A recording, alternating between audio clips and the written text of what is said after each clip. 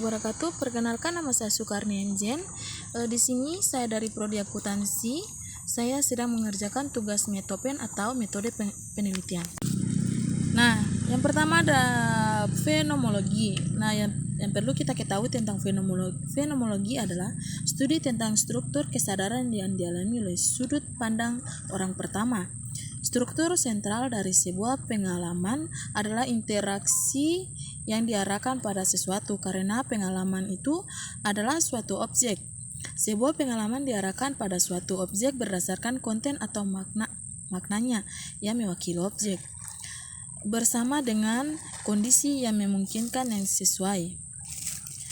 Fenomenologi sebagai suatu disiplin berbeda, tetapi terkait dengan disiplin utama lain dalam filsafat seperti ontologi, epistemologi, logika, dan etika.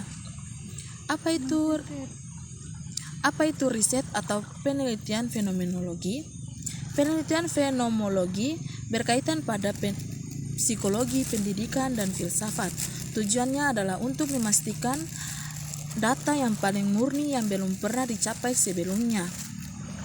Terkait penelitian, membuat catatan pribadi tentang apa yang mereka pelajari dari subjek. Hal ini dapat menambah kredibilitas data, seperti menggunakan penelitian menghilangkan pengaruh. Ini sudah menghasilkan narasi yang tidak biasa. Ada dua pertanyaan yang besar yang kerap dipakai dalam metode penyelidikan, yakni pertanyaan pertama yaitu apa pengalaman subjek terkait fenomenologi.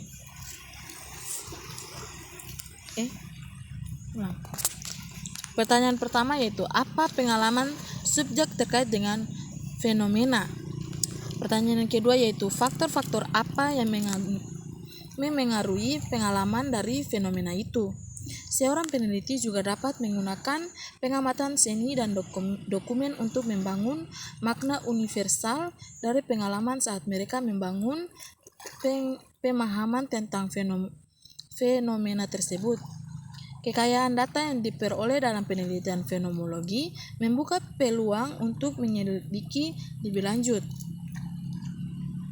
Yang selanjutnya yaitu metode pendekatan fenomenologi. Penelitian fenomenologis dapat didasarkan pada studi kasus tunggal atau kumpulan sampel. Studi kasus tunggal mengidentifikasi kegagalan dan perbedaan sistem dari banyak sampel, menyoroti banyak kemungkinan situasi. Dalam kedua kasus ini adalah metode yang dapat digunakan peneliti.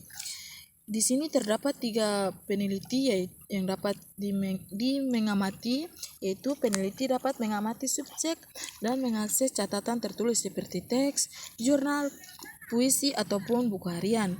Selanjutnya yaitu peneliti yang dapat melakukan percakapan dan wawancara dengan open-ended question atau pernyataan terbuka yang memungkinkan peneliti membuat subjek cukup nyaman untuk terbuka. Selanjutnya adalah accounting, research, dan focus workshops adalah cara tepat untuk menangankan kandidat yang memiliki hambatan psikologis. Selanjutnya yaitu untuk mengalami informasi yang mendalam, peneliti harus menunjukkan empati dan menjalani hubungan yang baik dengan partisipan. Metode penelitian fenomenologis semacam ini mengharuskan peneliti untuk fokus pada subjek dan menghindari pengaruh.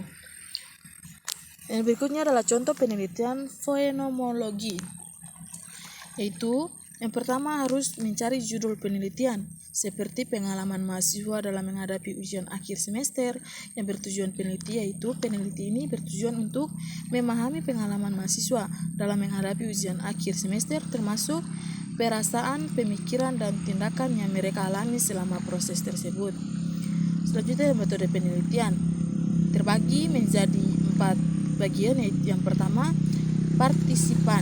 Mahasiswa dari sebuah perguruan tinggi dengan beragam latar belakang dan jurusan akan menjadi subjek penelitian. Dipilih beberapa mahasiswa dengan tingkat kesuksesan yang tinggi terhadap fenomena yang diteliti, seperti mahasiswa yang memiliki pengalaman menghadapi ujian akhir semester secara langsung. Poin kedua yaitu pengumpulan data. Peneliti akan melakukan wawancara mendalam dengan masing-masing mahasiswa untuk memahami pengalaman mereka secara lebih mendalam. Wawancara akan berfokus pada pertanyaan terbuka yang memungkinkan mahasiswa untuk menceritakan pengalaman mereka dengan bebas. Poin ketiga adalah analisis data. Dari data wawancara akan dianalisis menggunakan metode analisis kualitatif untuk mengidentifikasikan tema dan pola pengalaman yang berbeda. Penelitian akan mencari kesamaan, perbedaan, dan esensi utama yang muncul dari narasi mahasiswa. Poin keempat yaitu interaksi. Dari hasil analisis akan diinterpretasikan untuk memahami makna dan signifikasi dari pengalaman mahasiswa dalam menghadapi ujian akhir semester. Peneliti akan mencoba memahami sudut pandang mahasiswa dan mengidentifikasi perasaan, pemikiran, dan tindakan yang relatif selama periode tersebut. Selanjutnya adalah hasil penelitian.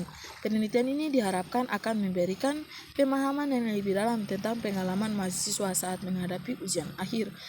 Hasil ini dapat digunakan untuk meningkatkan pemahaman tentang stres akademik, strategi menghadapi ujian, dan dukungan yang diperlukan oleh mahasiswa selama masa ujian.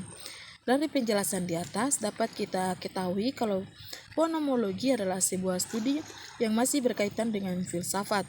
Dalam dunia penelitian pun terdapat riset fenomenologi yang membahas tentang fenomena. Nah, itu saja teman-teman hasil paparan materi yang dapat saya berikan. Saya Sukarnian Jen undur diri. Wassalamualaikum warahmatullahi wabarakatuh. Dadah.